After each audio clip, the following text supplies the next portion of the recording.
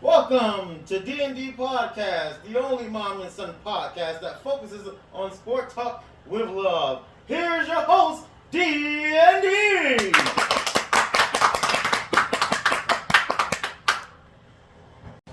Hey y'all, I'm DJ and this is. D.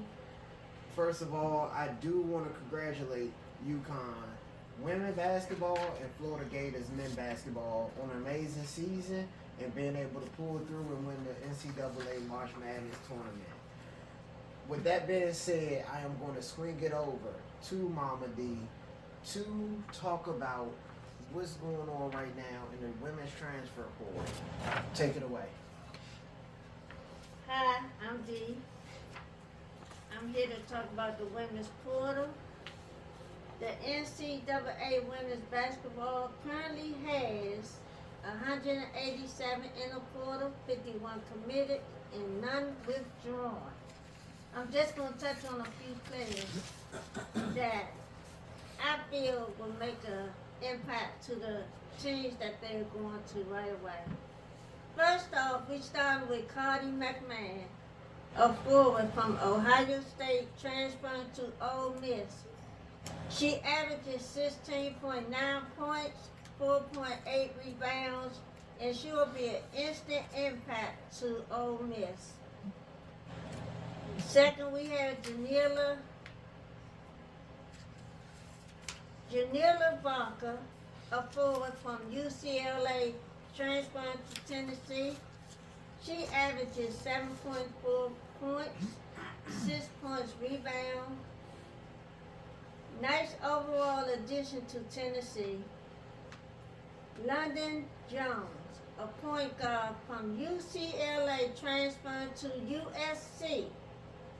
She averages 8.5 points and she's a three-point threat. Her and Juju will be a dynamic duo. Malaysia Fawadi, point guard. South Carolina to LSU. 11.7 points, 2.8 rebounds, 2-point assists. Good ball handling, creates her own shot. She'll be amazing working under Coach Simone. Olivia Miles, shooting guard. Notre Dame to TCU. She hit 1,000 points, 500 rebounds, and 500 assists. Solid addition for Coach Campbell. Tanaya Latson, a combo guard. Hallelujah. Florida State to South Carolina. She averages 21.4 points, 4.2 rebounds, 4.2 assists, 1.5 steals. Joining her friend Raven Johnson in the backcourt with Raven Johnson, Tessa Johnson, and Tanaya Latson. Man, South Carolina gonna have a three-headed monster. Not committed yet, Sarah Williams, forward from Wisconsin. Her three choices are LSU, UConn, and North Carolina. She averages 19 points, 9.8 rebounds, 2.4 assists. As a UConn Husky fan, my heart is saying, come on, Sarah, to UConn. We could really use her at UConn. Sarah with Sarah and Ice and Jenna. Woo! Man, it would be no stopping UConn. Moving. Okay, so with all the moving going on, so one thing I noticed was the big four teams throughout the entirety of the season. That was pretty much how it ended up being once March Madness hit. With all this moving going around in the transfer portal, is there any team that may have been right outside of that top four that you can see maybe jump into that top four, maybe even just with all of this say, okay, this is the favorite. Now I heard you say South Carolina, that's the three-headed monster. Right now, hands down, they look like they the favorite. But is there anybody out of that that you think could jump that? Yes, I would say USC. USC. Most definitely. With Juju Watson and London coming together, oh yeah. I can definitely see USC. Okay, so what, other than maybe Juju's injury, because her turn her ACL in the second round of March Madness, that pretty much derailed the whole thing. But if she didn't tear her ACL, where would you have seen that team? And the reason I'm asking, because you look at that team who was out in the third round. It could just be straight Juju Watkins, but if I'm not mistaken, there was a senior who should have been able to carry that team further past the third round. They went out to TCU, right? Yeah. TCU, right? No, they played UConn. So they lost to UConn. So it should have. Oh, well, you know what? UConn ended up winning it all. So maybe that's. Even with Juju, I'm gonna say UConn still probably would have beat them in the Elite Eight, even if Juju was there. So is that fan bias or? It could possibly be. It could be. Because I mean, you look at it one more year older, because y'all played them last year in March Madness. And we played them this year in regular season. Y'all lost. Yeah. Y'all lost. Yes. Because that's my whole thing. And last that's year. why I'm saying, in the Elite Eight, we probably would have still beat them. Okay, because I mean, you go Page versus Juju. I think Juju wins that. Now it's more than just one-on-one. Right. But I think basketball is the star versus the other star, and if whatever star wins the matchup, that is the star that's the Right. team that's going to win. Right. So Speaking of moving, the NF draft has a lot of moving. yes, so what we're going to focus on, I do want to focus. As you can see, I am a Raven fan, and she is a Steelers fan. Most of the time, you do not see us this close together, but that is my mom, so I guess I got to be some form of close. But with that being said, I do want to speak on both drafts, because I think even going into it, it was for our records not to be that different, right? I believe you guys was 11-6, Mm-hmm. and us 12-5, Right. right? It couldn't be two totally different teams. You talk about two playoff teams, us making it to the second round, y'all getting We put did. out by us The first round. in the first round. Right. But you look at that, it was totally different, right? Yeah. So, and I look at how y'all attack the draft, and I'm puzzled, right? As I go down this list, first and foremost, as I'm going down this list, I do want to say rest in peace to Derek Harmon's mom. Yes, rest in peace. I do want to say that, and I do want to congratulate him for being able to make the NFL. And for her to be able to witness. What? Yeah. So, with that being said, first round, Derek Harmon. Great defensive tackle. I think mostly everything about Derek Harmon is pretty decent. Only thing I can say, I wish he can be more dominant. There was a lot of times where he should have been a lot more dominant than what he was. So if he can correct that in the pros, I do believe this is a good pick, because ultimately I do know y'all want to have a replacement for Cam Hayward when he is retired. So, but that's the first round pick. You then go to the third round because you traded your second round to Seahawks for DK Metcalf, and you go running back Caleb Johnson out of Iowa, right? Another pick, great pick, right? You talk about arguably one of the best backs in college football last year. Fairly explosive, but also just a workhorse back, right? You then go into the fourth round. You get Jack Sawyer. great player. Would love to see him have a little bit more bend and explosiveness.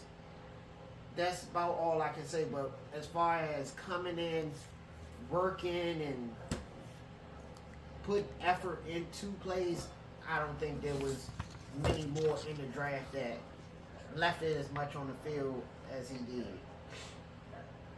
5th round, Yaya Black. Now this season, once you get into the 5th, 6th, 7th round, you kind of get into a lot of the players who aren't known as well. So I won't even touch them. But tackle out of Purdue, I believe. No, Iowa. So, and then 6th round, you go Will Howard. And I think that is the sum of what bothered me about this draft. You clearly need a quarterback. And you don't even attempt until the 6th round to get one. And as much as I love Harmon and I love Jack Sawyer and I love Johnson out of Iowa, those pieces mean nothing if you don't fix the quarterback position. And from what I'm hearing as of Sunday, April 27th, you guys are putting all your eggs in the Aaron Rodgers basket, and nothing has been said as far as, is he coming to Pittsburgh, is he not? So I think that alone was just the biggest miss in the draft. Feel, I know you're a Ravens fan, but how do you feel? Do you think we should get Aaron Rodgers, or do you think Aaron should retire? I mean, well, I don't know about retiring, but I do know, I don't think he's at the point in his career where he can hold a team hostage. Right? You look at the last 2 seasons. 2 years back, he ruptured his Achilles pocket, right? In the 3rd play of the game or something like that. Then you look at last year, number-wise, it doesn't look bad, right? But then you actually look at the play and you look at how many games they lost by possession. And then you look at turnovers in the last 2 minutes. You look at just not being able to even move the ball from the get on that final drive. So I just don't think he's the guy that should hold a team hostage at all, right? And I think that's what y'all allow him to do. When you look, I don't care how people view, first and foremost, not to get off the topic of Aaron Rodgers, but I don't care how Shedeur Sanders interviewed or what anyone thought of the personality of him or his dad. When you have the amount of quarterbacks in pass, and honestly, what's going to continue, you had a bunch of teams come in and say, you know what, this isn't a good quarterback draft, and we're going to wait till 2026 for Arch Manning to hit. And it's like, okay, what do you think the Mannings are going to do? Like, we can't pretend like we forgot that in 2004, Eli Manning was not drafted by the New York Giants. By the New York Giants. He was drafted by the Chargers. He came out there and they said he wasn't going to play. So, and you look at the Nepo babies that they would like to say, where you had an NFL great have a kid and he's going to be constantly in the locker room and wanting to control how you coach their son. If you didn't say anything about it with Arch Manning, why are we talking about it with Deion? Right. Then you also, you talk about does he love football, or is it just for the attention? But you draft people like Johnny Manziel, Baker Mayfield, Josh Rosen, people like that have been drafted, right? And all of them big egos. So I think for him to slide to the 5th round and y'all pass up on him, Yeah. I mean, four times. Right. 4 times before y'all even draft a quarterback of Will Howard in the 6th round. I think that is just a big problem I see with y'all, right? you added DK Metcalf in free agency. You added Darius Slay. Right. You added people who can come in and get y'all winning, and not only winning, but make y'all be able to compete. Right. And I think that is all for none without addressing the quarterback position. So I mean, that is what I think for y'all. So this offseason, there wasn't much moving, going on. If I can really think, I don't think there was really much key additions to any team really to kind of push them over. So running down the list, key free agents, you had Devontae Adams go to the Rams. I do believe that is a nice pickup.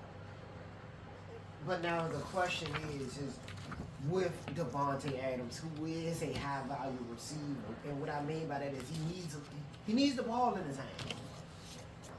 Will that mesh well with another receiver like Puka Nacua, who also needs the ball in his hand? That is my key question about the Devontae Adams to the Rams. You then go to Cooper Kupp, who is going to Seahawks. I think Cooper Kupp, maybe not as old, but late in his career with the injuries, I think Seahawks is a nice fit for him. I like that.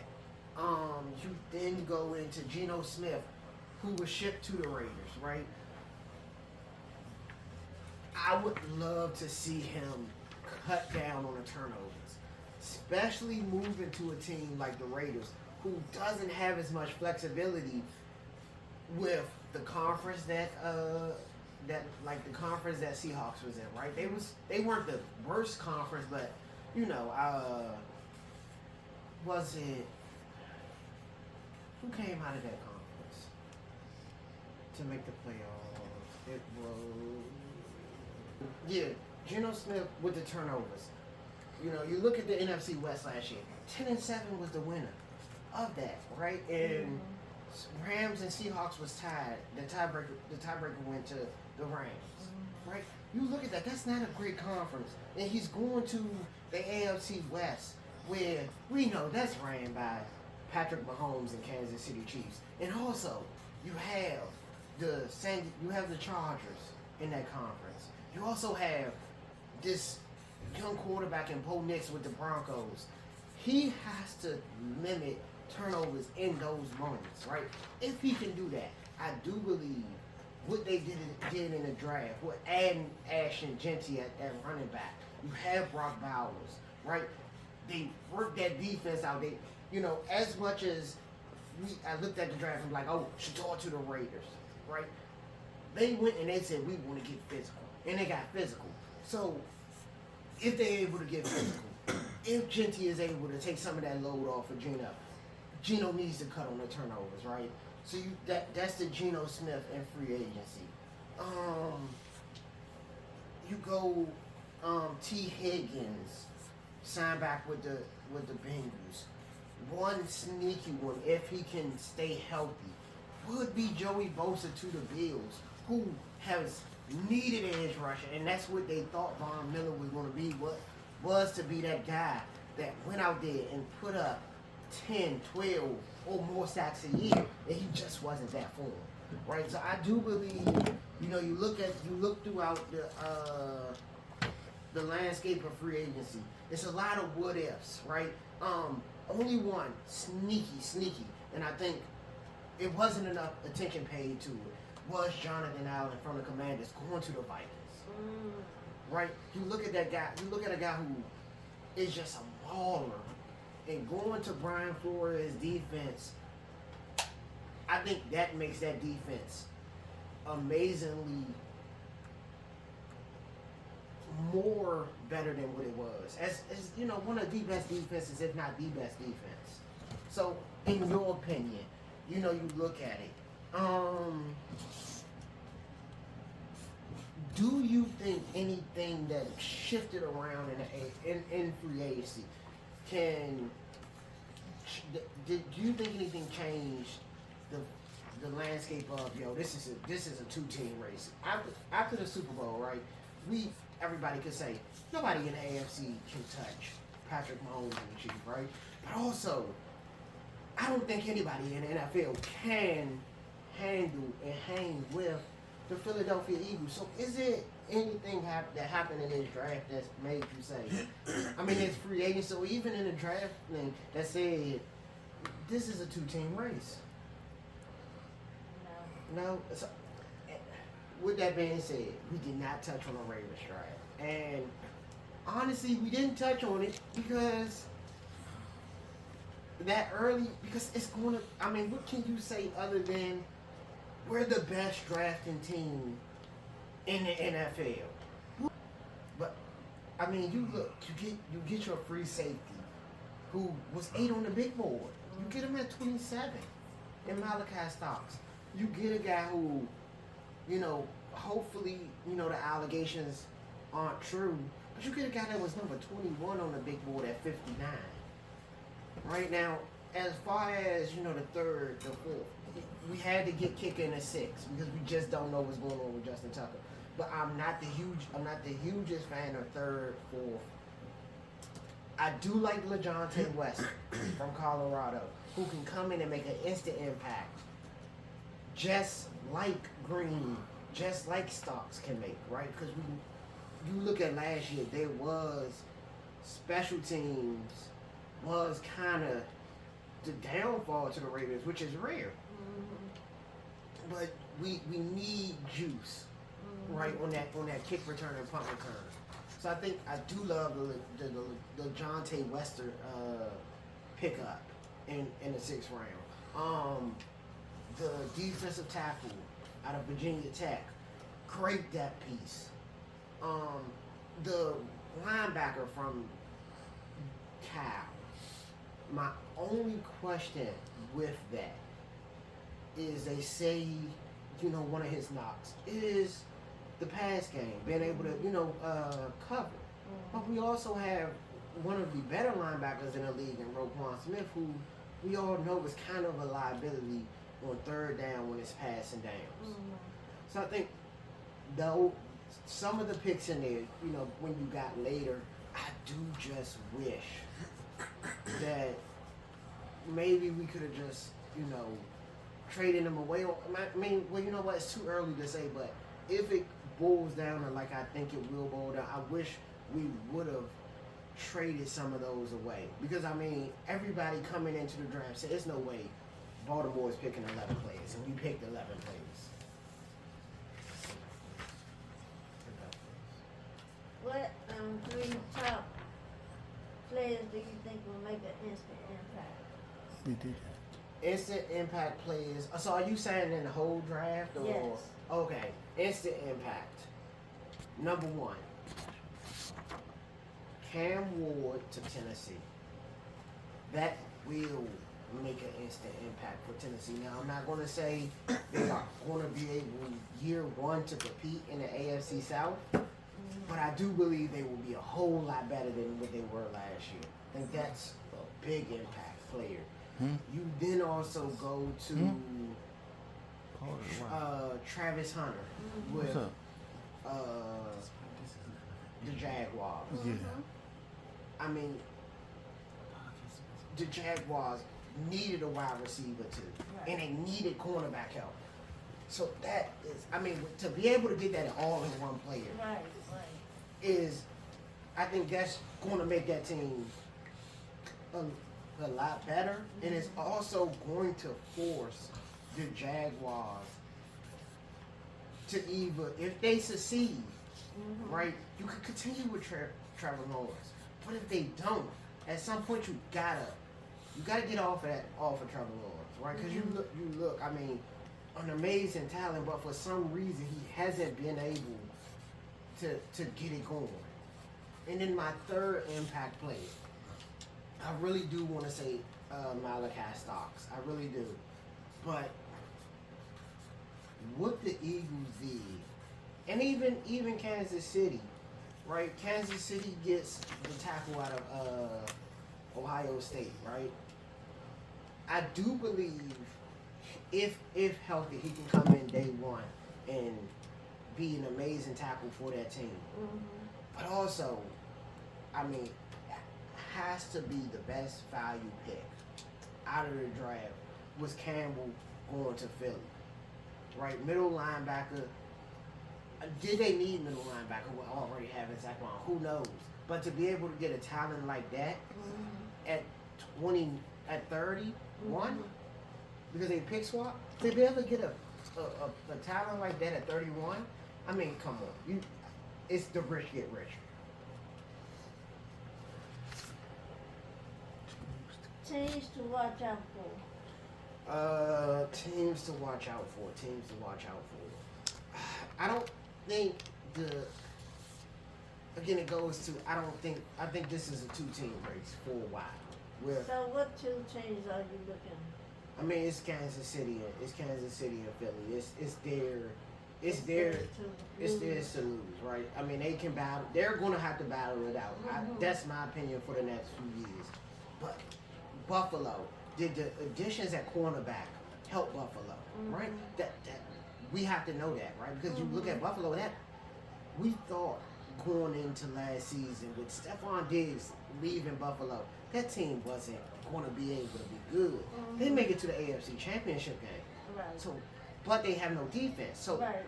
if they can shore it up on defense, I think they're a team to watch out for. Okay. The Ravens also in the AFC. If they can get out their own way, right? This year with this draft, right? Because offense wasn't the problem last year. It was Right. defense, right? And Right. I think we addressed defense. Now, I would love to see a veteran corner, right? Maybe a trade somewhere during the summer. Mhm. But what we did in the draft solidifies the defense, so that the defense, the offense, the special teams, right? We look at that and we say, that's pretty clear. Right. Can they get out their way in the playoffs? If they can, those are the three teams in the NFL that I say. Well, no, that was two, so it's one more team. In the one team, I want to say San Fran. I really do want to say San Fran. You look at that team and you say, okay, they had an off season. What was the reasons why? Number one, health. Health was by far the number one reason why that team didn't make the playoffs. Mhm.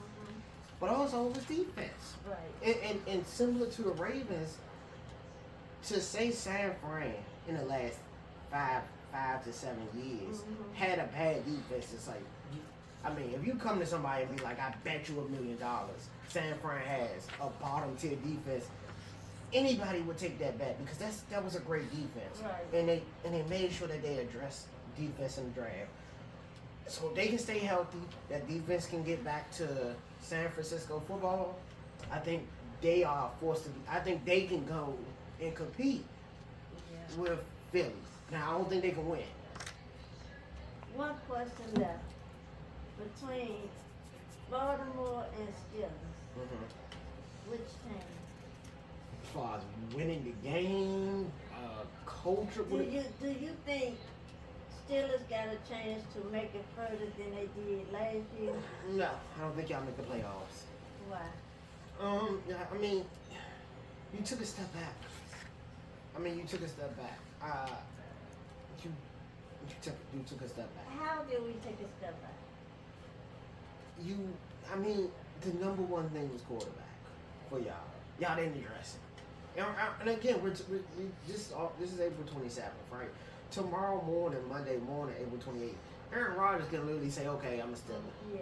right? Yeah. And now, I don't know if that makes it better, Right. but I mean, that could happen, right? But as of right now, you go into this season with Mason Rudolph and Will Howard as your quarterbacks. Mm, So you got worse yeah. in the quarterback position, and that was the problem. Yeah. So how far do you see Ravens get? Ravens, to go back to the teams that can maybe fight, maybe give Kansas City a run for their money, we were in it, right? In my opinion. Right. But we have a problem with when we get to the playoffs, you know, we tend not to lean on who we are. Right. Where you look at it, turnovers. We aren't a turnover team. That was this year with the Bills, not running the ball. We aren't that, Mhm. right? So if we can make sure we play solid defense, make sure that the drives,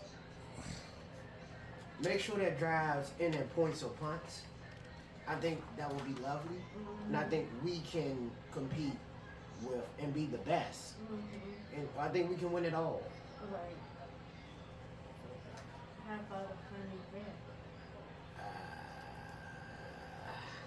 You know what? I'll take it on. So what you got? What's your? If I win, you gotta wear Steelers. Okay. You know what? If I win, you have to wear a Ray Lewis jersey for 4 months. But also, I will get you a jacket made up that you will have to wear, and it will be a jacket of the time when Bart Scott broke Ben Roethlisberger's nose. No. Really? So you have to wear that. No. You gotta wear that. All right. This wraps up our first episode. Thank you for watching. Like, comment, subscribe. If there's anything we can do better, if there's any topics that you wanted us to hit on today, please leave a comment. Right, this is our first episode. We're learning. Please, if you have any help, any comments, any motivation, positive or negative, please. Positive. Please send it our way. But Look out for the next episode. This is D. Indeed. I'm DJ. I'm D. Thank you.